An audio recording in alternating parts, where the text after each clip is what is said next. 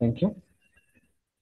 Now, in the previous sessions, already yesterday class also we have done with what are the various aspects that are relating to industrial disputes, types of industrial disputes, what are the employees organization procedures, employers, unions, trade unions, and what is the role of the trade unions and how the trade unionism is already coming in boost towards the support towards the employees of the organizations and all. And what is the functions of the trade unions and employers unions and what is the role of employers unions in the process of carrying out the various welfare activities and bringing the uniformity among the various structures, that is wage structure, work structure, and so on and so forth and so on. With this brief introduction about the previous class, let me share the material book and also along with the other contents of that also. Okay. Now, I hope you are able to see the screen. Now, let us proceed towards the, yeah, let us proceed to the page number.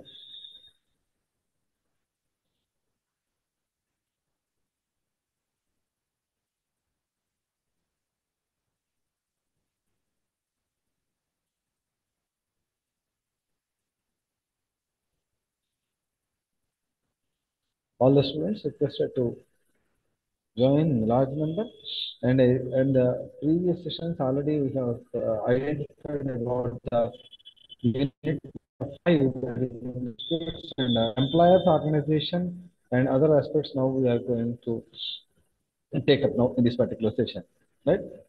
Now, page numbers, page number 120, employees grievance management. And before that, in the previous session, let us go back on the block 2. In the block 2, organization, management of that, employers unions, role of employers organization. Yeah. In the blocks, in the unit number 6, let me just come back to one important element what we have not covered in the previous session, and then we will go with the today's class activity. So comparison of these features of layoffs, features of strike and types of this one. This is the most important element each student is expected to learn. And now, then strikes. Yesterday we discussed about the, yeah, right, correct, right, types of strikes and all. Yeah, hunger strike, economic strike, forceful strike, and all these aspects that is covered in the previous session. Now coming to the another important element, that is what is how to prevent the strike. This is the most important element. That is progressive HR policies aimed at ending the industrial relations and speedy grievance redressal system. When you are able to solve the problems at the beginning stage of the beginning stage, automatically it will never go into the strike level. And proper recognition of the grievance to the given to the, if the proper recognition is given to the trade unions, automatically they will come out to solve the problems in this particular aspect. Then at the same time encourage the collective bargaining process.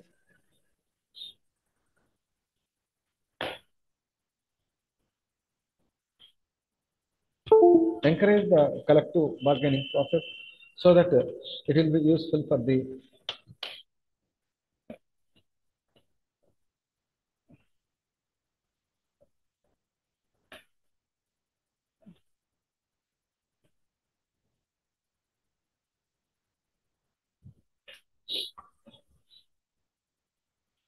yes, no. So in this process, so encourage proper recognition given to the unions, that will always will help us to go with the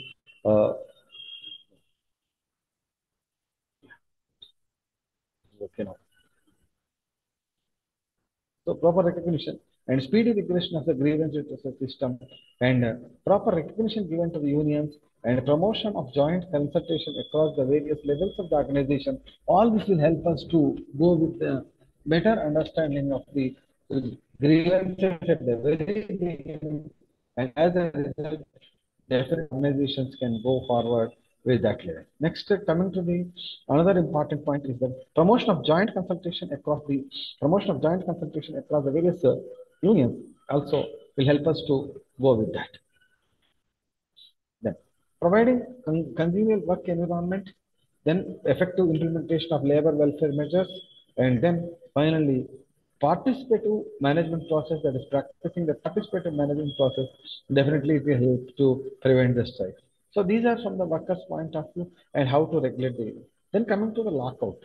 Lockout means it is temporary shutdown of the factory from the employer point of view. When the employer is not able to solve or not able to attend to the problems or grievances of the employees, automatically there is no other way except to stop the entire organization and expect and putting the organization into a stop level. Then lockout is the factory may be happened due to the failure in the management affected by the internal disturbances, and that may be very, very important. So at that moment of time, and what is actually the meaning of lockout that is given in the Industrial Dispute Act? Lockout means it is temporary closing of the place of employment or suspension of the work for a refusal by an employer to continue to employ any number of the persons employed by him. So this is another important. When the employer is not interested to, when the employer is not interested to,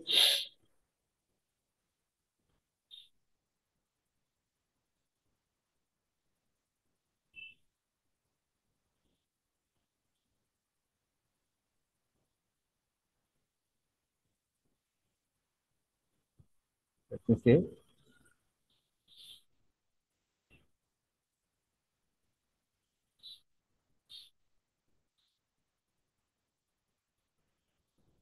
it is getting 19th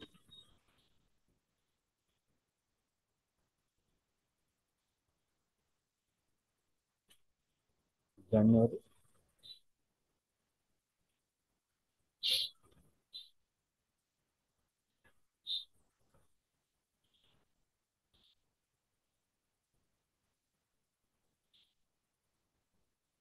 Yeah. When in this process of that. So lockout means the temporary closure. When all the employees are not interested to engage them any more employees further, then it is considered as a lockout process. It is a weapon from the employer side where the strike is a weapon in the hands of the worker. When the workers will go by strike, employer can go for the lockout of the entire organization. Then all the employees are set to be terminated, but there are so many legal complications. What is the correct action? Whether strike against lockout or lockout against strike, strike against lockout, all these legal considerations also abuse will be there. Then coming to the procedure for the lockouts are given when according to section 22 Industrial Dispute Act, no person employed in the public utility services shall go on lockout and breach of the contract without giving the employer notice of the lockout, as here and after provided 6 months before the lockout. This is the order. Within 14 days of a given such notice or before the expiry. These are said to be the conditions where it is to be understood when the lockout is comes in. So these are the broadly to be understood. And reasons behind the lockout are very, very important. What is lockout? Explain the reasons behind the lockout. Disputes are clashes in between the workers and the management, and unrest in dispute of the clashes between the workers.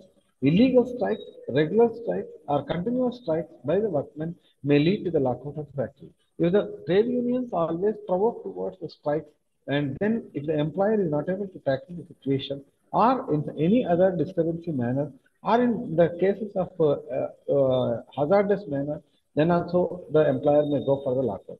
Unrest disputes always clashes in between the workers and workers. So then the employer can give a lockout process. Then make a lockout if any company involves in a fraudulent or illegal activity. If there may be lockout, if any company is going for the lockout, and then if the company is involved in any of the fraudulent or illegal activity, then it may go for the lockout situation.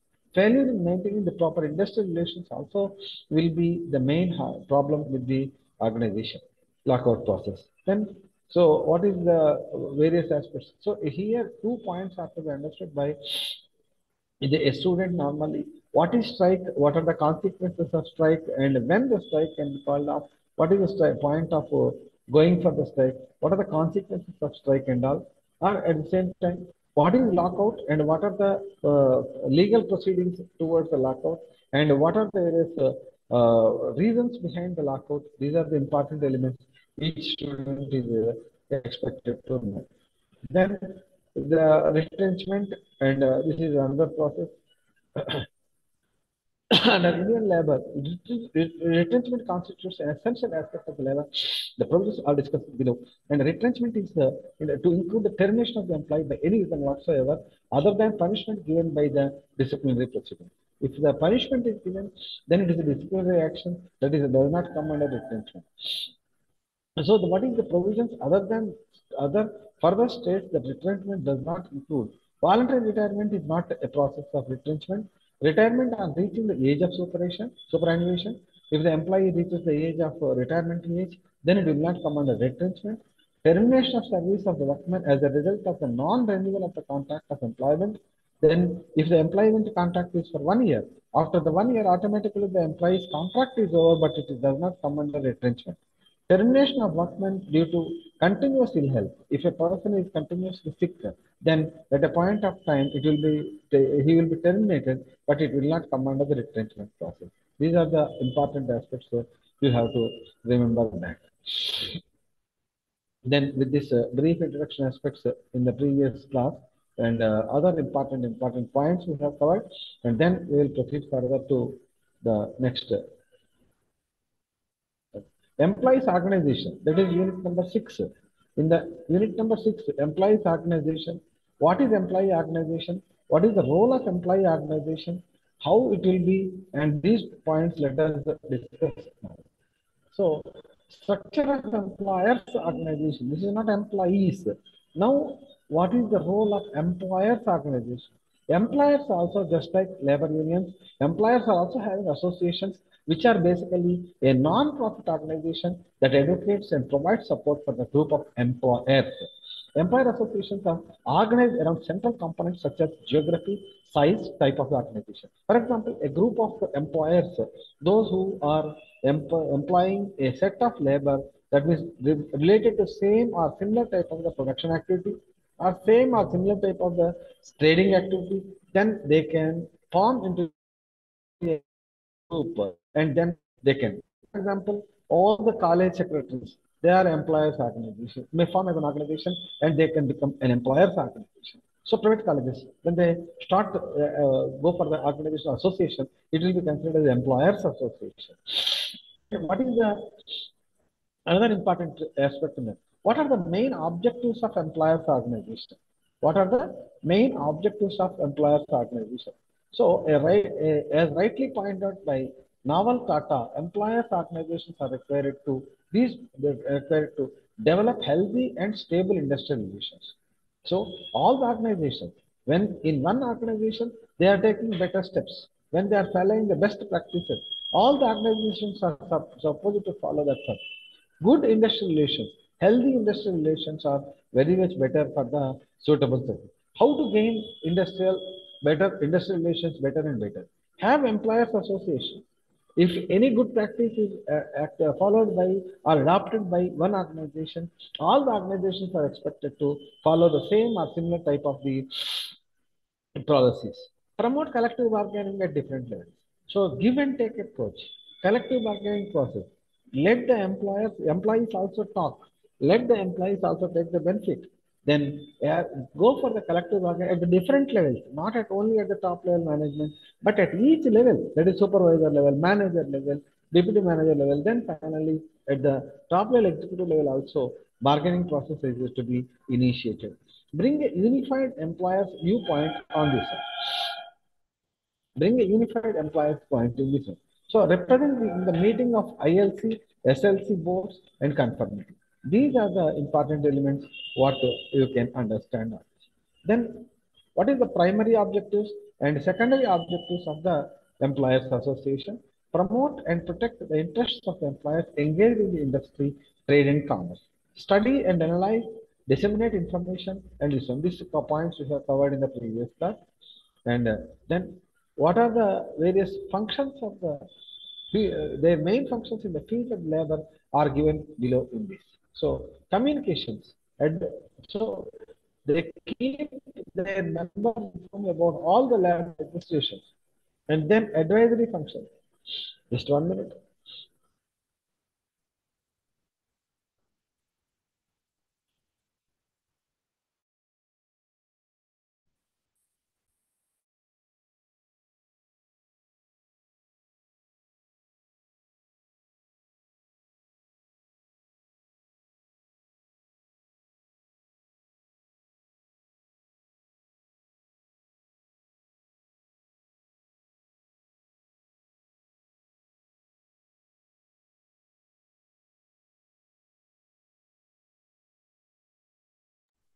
So then, what is the communications that are there? So then, advisory functions.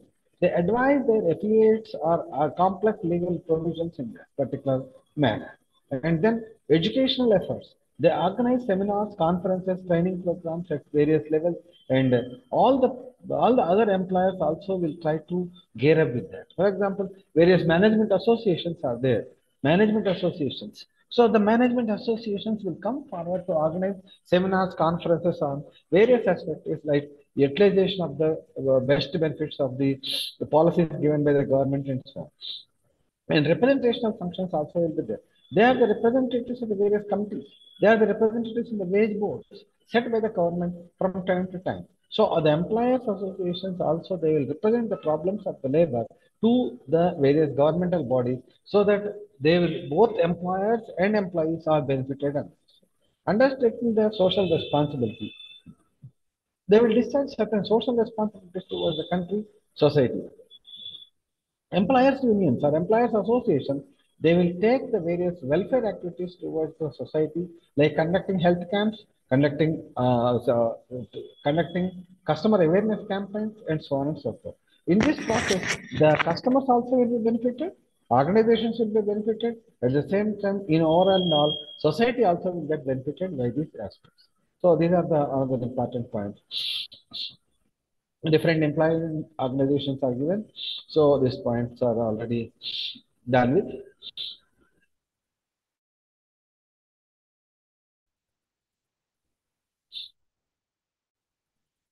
Interpersonal organization. And, this is the another. With this, we will conclude about the unit number 6, that is employers organizations, and what is the role of them and how they will better successfully go on with it. So thank you very much for the patient listening for the all entire 2 units. Now we are entering into block 3, that is grievance handling procedures, and what is the role of corrective bargaining, and so on and so forth.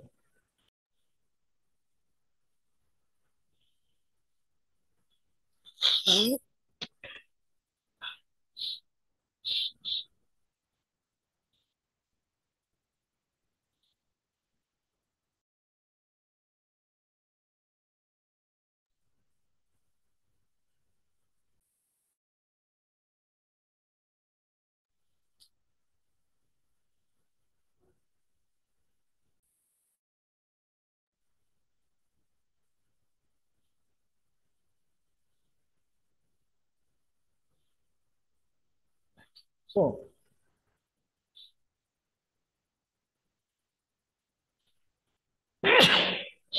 sorry.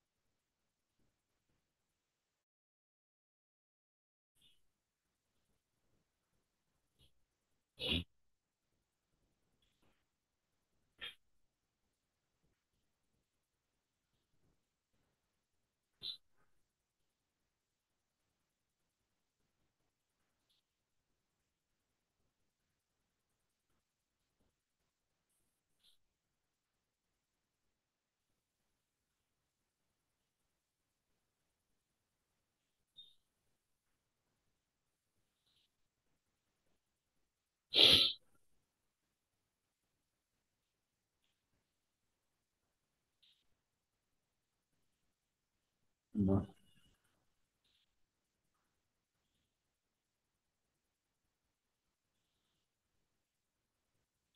Yes, right. In the block 3, hello? In the block 3, Okay, sir. Okay, sir. sir, is it visible? Okay, sir. Visible, sir. నేను కనపట్లేదండి ఇక్కడ ఒక్క నిమిషం just కనిపిస్తున్నారు sir. Visible sir. Okay. Okay. So let us proceed with the grievance redressal procedure and how the grievance will be grievance is handled. And what are the various grievance redressal procedures and all we will try to understand in this particular session right now. Okay. Let me go back to that.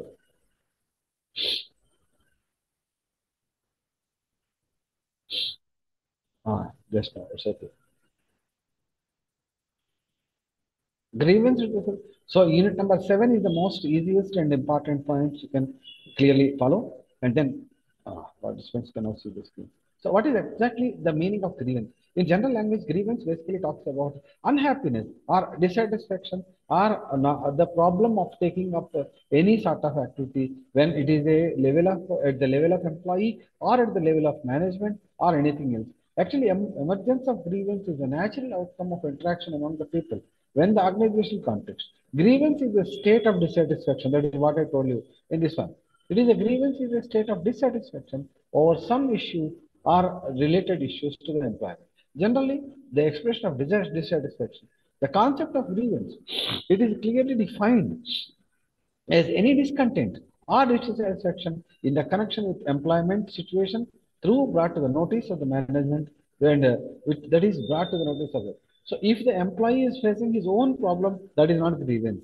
When the employee is facing a problem and that is brought to the level of the management, then it takes the shape of the grievance. Flippo indicated the grievance as a type. This definition is an important definition. A type of discontent which must always be expressed.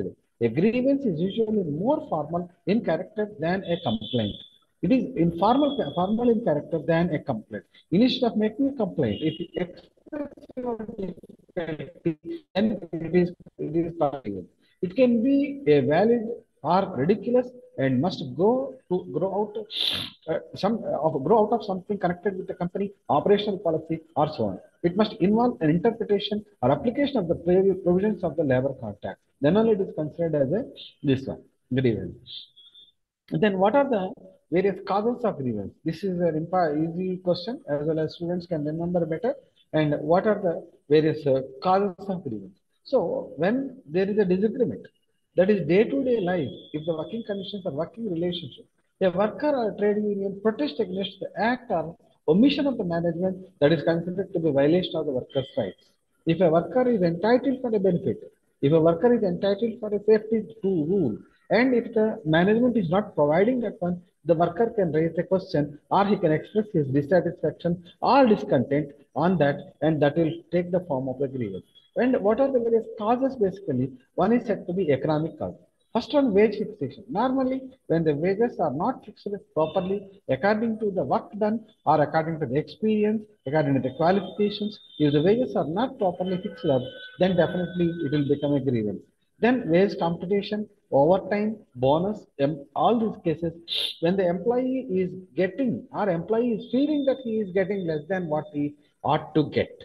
So that then it is comes as a grievance, as a cause of grievance. That is the economic cause. Then working conditions and working environment. So poor working conditions, defective equipment, machine tools, and poor materials also. If the material is not provided with adequate quality, it leads to the lower performance by the worker, and finally he will be responsible for the loss and all. Then in such a case, it will be the grievance to him. And supervision, disposition of the boss towards the employee, are perceived notions of that is eagerness and nepotism, bias, regional feelings, caste affiliation, all this will come under grievances only. Normally, this type of grievances are more common. The boss will be supporting to one employee and he will try to take his opinions only. Then other employees will feel it difficult. That is the reason why, in order to avoid a grievance, all must be looked in an equal manner. That is very, very important to learn.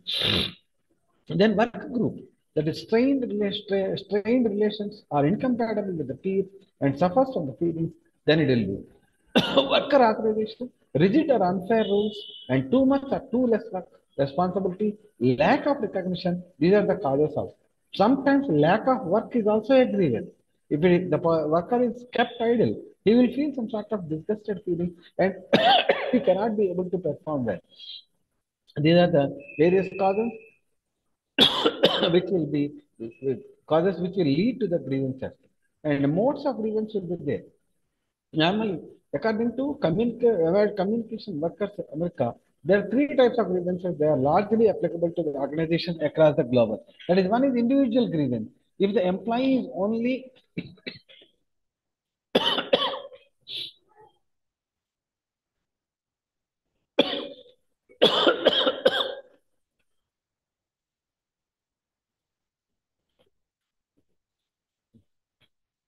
individual grievance, when the individual employee grievance against the management action like demotion based on a non-payment of based on one important element or a non-activity based a non-payment of the salary, all these aspects will come under individual. That means workplace harassment. These are individually connected with that. When only one employee is facing the problem, then it will be considered as individual grievance. When the group grievance, in that this type of grievance is when the team or a group of collective people they are against the management, then it is they're considered to be the team members as representatives for that. Then union grievance. This is very rare, especially in corporate setup, where unions does not often exist. But this type of grievance, the entire union compliance against the management, generally over the contract misinterpretation and so on. When a contract is entered into by the management in the unions, if the management is not sticking to that particular terms of the contract, then entire union may go for the grievance procedure. And features of grievance, this will be a short questions like that. What is the grievance? And what is the features of grievance? What are the types of grievance? Like that short questions may be expected in the examination point of view. Grievance refers to a form of discontent, already we discussed. Dissatisfaction arises from the employees. Discontent arising out of the real imaginary reason. Discontent will be voiced or unvoiced, so it may be come up from that.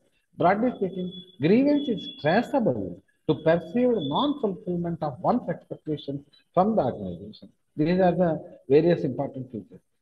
In total, we can say that grievance is something which is brought to the notice of the management about dissatisfaction or discontent or the misunderstanding, so dissatisfaction among the employees on a particular element. So on a particular issue, it must be issue based.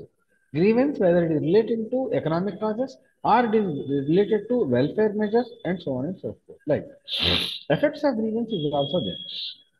How the grievances affect the production process.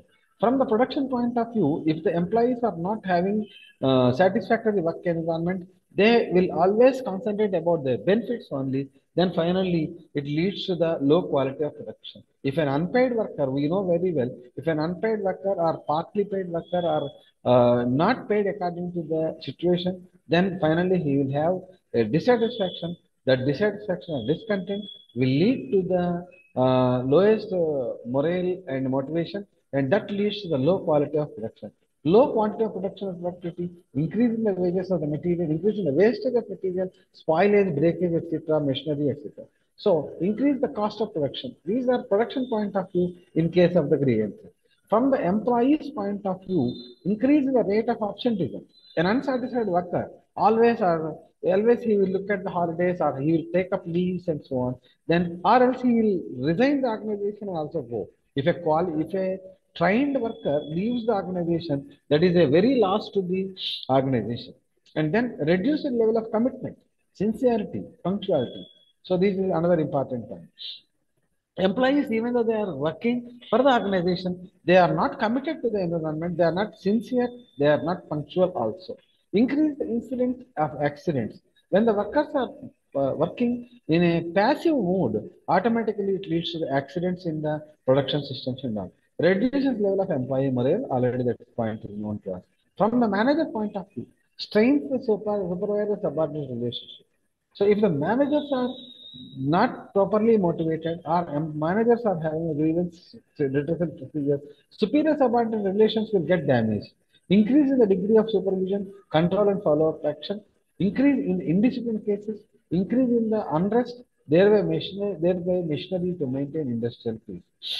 Then these are the important activities that you must be able to. Methods of identifying grievance.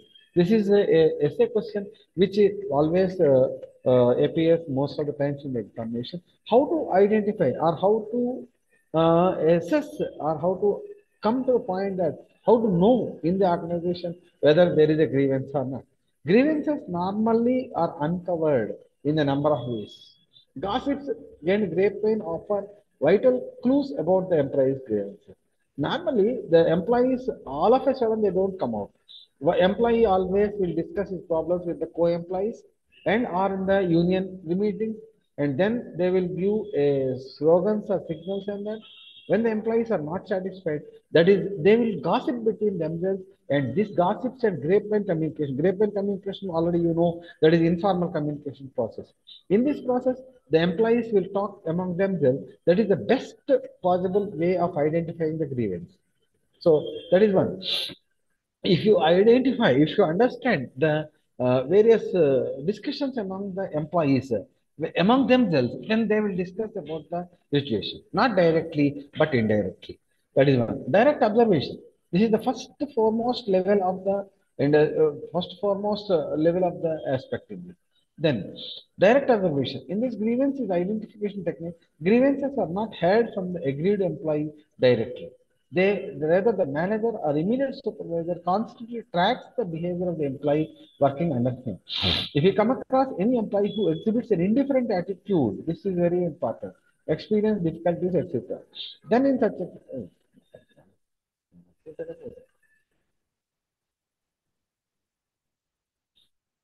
so in this case, that is one.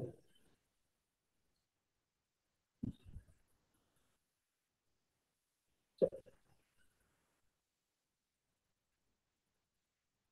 second one is grief. Second one is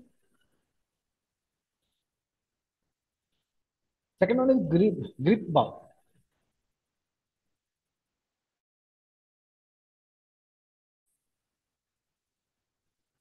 Technology.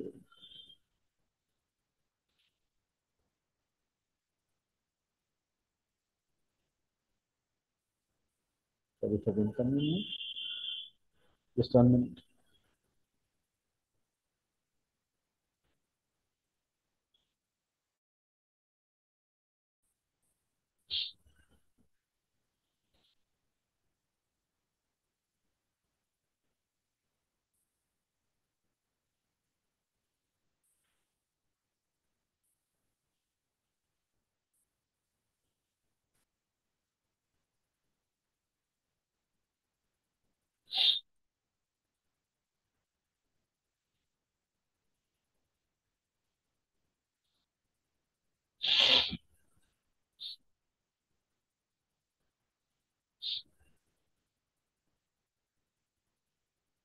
Yeah, right.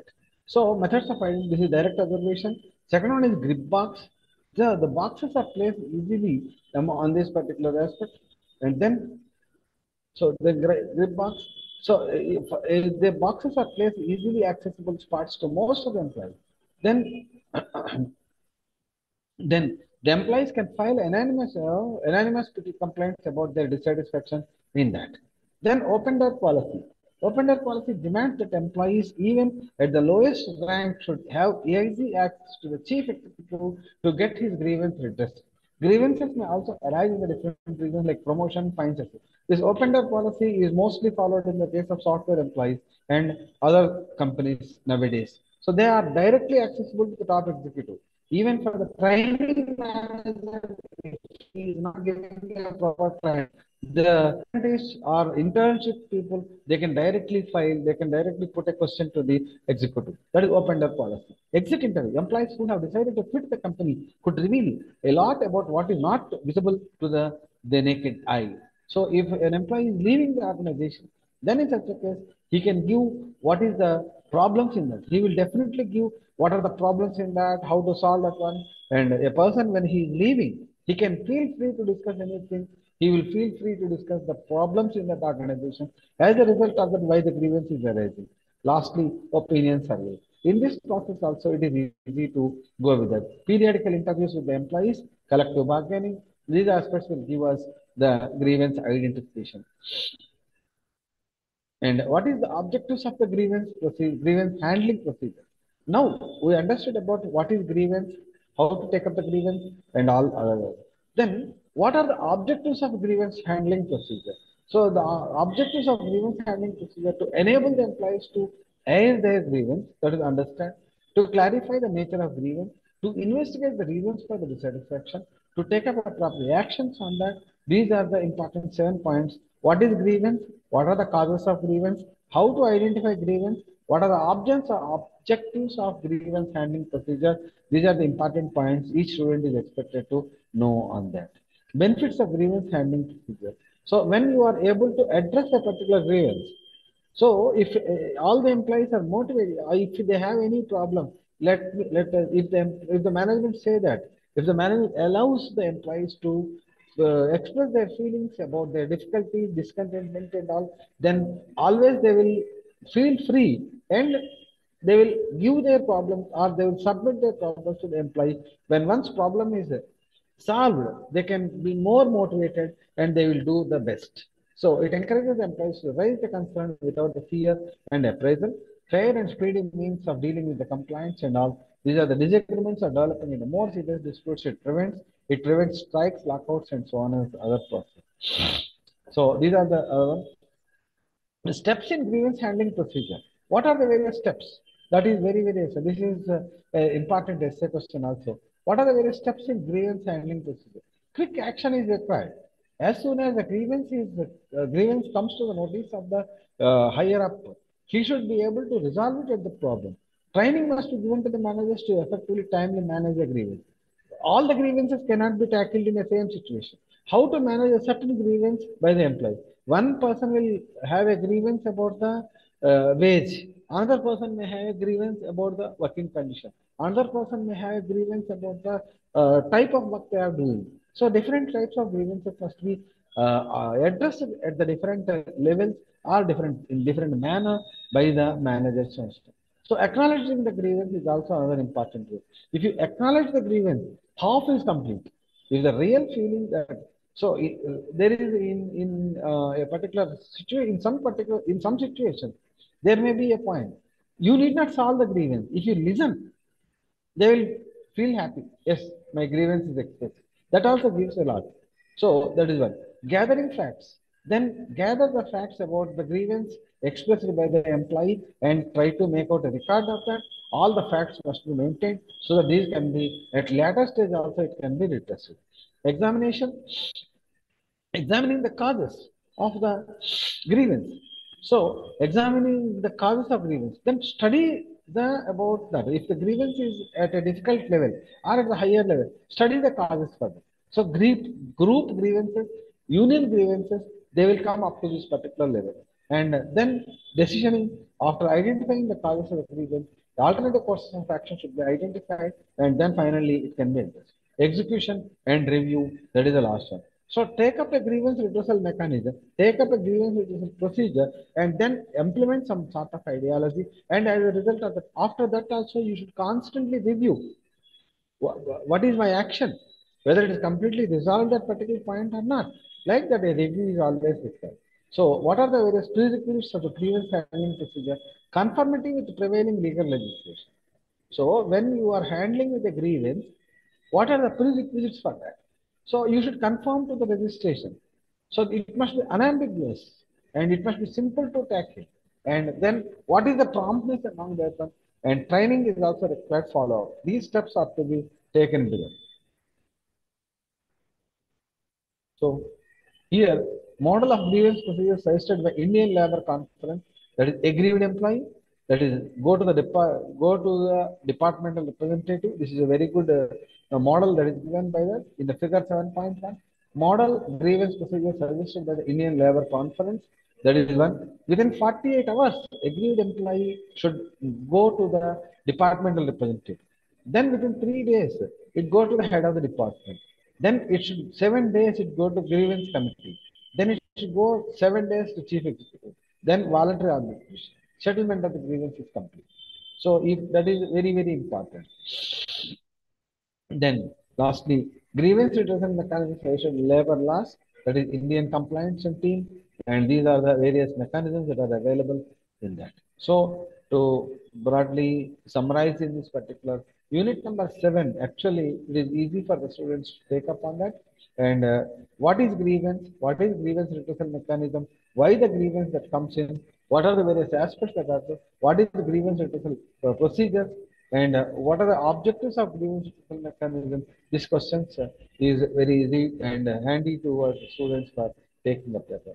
And then with that, this block is 7 is complete. Okay. So uh, I hope the students are able to follow this class. Any more from that? Already we have crossed 7 units in this. I request one or two students to comment on this. I hope you are able to understand the class. Bhupati Venkat, Mehboob, I am able to see only two students here, but overall in the YouTube lecture, many more students may be following this class. So this unit number 8 will take up in the next class. So this is also another one. I request to students also to participate in the class very actively and see that more number of students come on online and they can interact with the faculty, not only with me. If they interact, it will be a good motivation factor for them, for the teachers always, right? Anything from the students? Are you able to follow the class, please? Any one of you? Okay, sir. Okay. Thank you, Bhupati. Okay, sir. In the next class, already it is timing is time is going to that, and prepare all the important questions in a list. And from each unit, almost I am telling while in the going while handling while teaching, I am always going with the important elements and important points. And actually, this is the lengthy units are there, but out of that, all the lengthy units, so I am taking up only the important and which are easy for the student to understand and all. And so I am concentrating some of the important aspects of that particular unit which will be beneficial to the students. So if any other thing is required or if any explanation is required from any of the students, I request them directly to contact in the classes. Okay. Thank you. Thank you very much. Bye. Okay, sir. Thank you. Bye.